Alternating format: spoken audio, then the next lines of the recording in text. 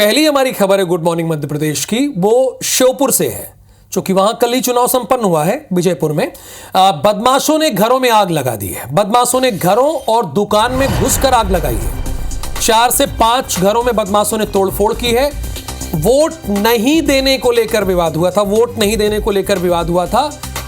वारदात को अंजाम देकर बदमाश फरार हुए हैं। विजयपुर थाना क्षेत्र के घोटा गांव की यह घटना है। और देखिए, सबसे पहले इन तस्वीरों को हम आप तक पहुंचा रहे हैं। ये श्योपुर की आप तस्वीर देख रहे हैं। 4 से 5 बदमाशों ने तोड़फोड़ की है। वोट नहीं 4 से 5 बदमाशों ने तोड़फोड़ की है। वोट नहीं देने को लेकर ही विवाद हुआ था। वारदात को अंजाम देकर बदमाश भाग गए हैं, वहां से फरार हो गए हैं।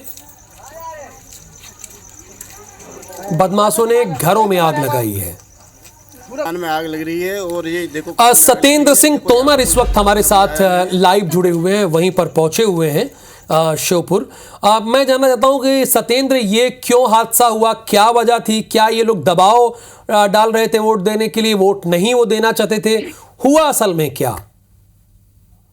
बिल्कुल, लगातार देखा जाए तो विजयपुर उपचुनाव के दौरान कई घटनाएं सामने आई थी, चाहे आदिवासी इलाकों की बात की जाए या उसके अलावा अन्य इलाकों की बात की जाए। विजयपुर, बीरपुर, श्यामपुर, तमाम सारे जो क्षेत्र हैं, जो आदिवासी क्षेत्र है या दलित समुदाय के जो लोग रहते हैं, वहां पर ये सारी घटनाएं सामने आई थी। उसके अलावा अगर देखा जाए तो ये घोटा गांव का ये जो पूरा घटनाक्रम है, उसमें जब ईवीएम मतदान समाप्त होने के बाद में ईवीएम जमा होने को लेकर कई बार ये घटना आई थी कि ईवीएम लूटने का प्रयास किया जा रहा है, लेकिन प्रशासन और पुलिस के जो अधिकारी थे वो मौके पर पहुंचे थे।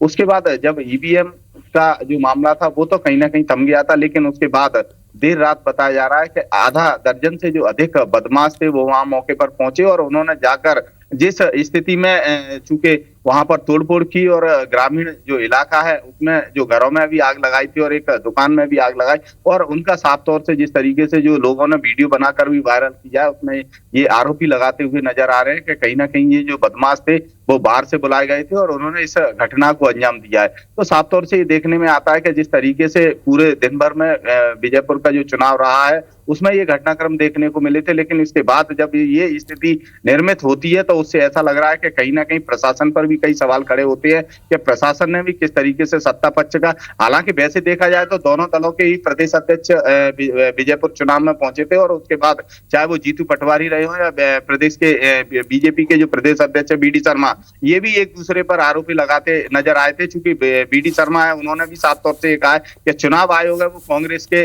इशारे पर काम कर रहा है, लेकिन ये बड़ी हादसाप्रद बात आती है सामने के जिस तरीके से चूंकि कांग्रेस अगर आरोप लगाती है, चूंकि सत्ता में जो लोग बैठे तो प्रशासन उनके अनुसार काम कर सकता है, ये माना जा सकता है, लेकिन कहीं ना कहीं ये जो आरोप लगाने थे वो भी कहीं ना कहीं गलत है। दोनों के दलित के नेता बॉर्डर पर रहे थे और कई घटनाएं ऐसी सामने आई थी। इसमें भी ये था कि दलित समुदाय के जो लोग थे उन्होंने कहीं ना कहीं जो मतदान है वो नहीं किया होगा, उसको लेकर नाराज दूसरे दलों के जो लोग थे उन्होंने इस घटना को अंजाम दिया, ऐसा जो ग्रामीण है उनका भी आरोप लगाया जा रहा है। हालांकि पुलिस भी मौके पर पहुंची थी और पुलिस अब इस पूरे मामले की जांच कर जो भी दोषी है उन पर कार्रवाई करने की बात कर रही है। जी धन्यवाद जानकारी के लिए आपका, सत्येंद्र सिंह तोमर।